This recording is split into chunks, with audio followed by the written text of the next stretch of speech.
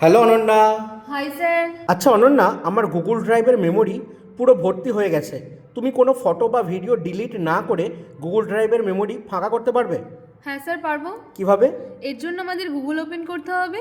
এখানে সার্চ করতে হবে photos.google.com। এরপর এখানে সাইন ইন অপশানে ক্লিক করতে হবে। এরপর ওপরে এখানে থ্রি ডটসে ক্লিক করতে হবে। এরপর নিচে এখানে স্টোরেজ অপশানে ক্লিক করতে হবে।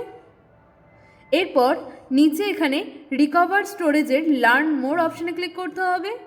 এখানে আই আন্ডারস্ট্যান্ড দ্যাট এর চেকবক্সটিকে চেক করতে হবে। এরপর নিচে এখানে compress existing photos and videos অপশানে ক্লিক করতে হবে। তাহলে আমাদের গুগল ড্রাইভে থাকা ফটো ও ভিডিওগুলি কম্প্রেস হয়ে মেমোরি অনেক ফাঁকা হয়ে যাবে এবং ফটো ও ভিডিওর কোয়ালিটিও খারাপ হবে না। এখানে মেমোরি কম্প্রেসিং শুরু হয়ে গেছে। বাহ, খুব সুন্দর দেখিয়েছো। Thank you sir. ওয়েলকাম।